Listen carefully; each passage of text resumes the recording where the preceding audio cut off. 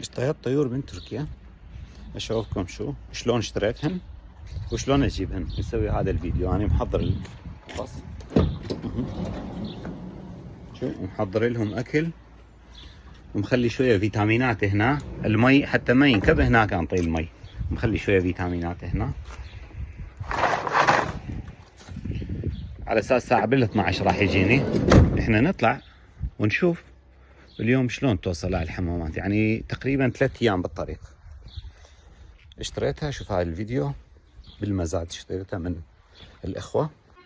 السلام عليكم يا عمي ابو علي حبيبي، هذول هن جوزك، صحتهم جيدة ان شاء الله بوصلوك خير وسلامة. هذول هن روحي. $70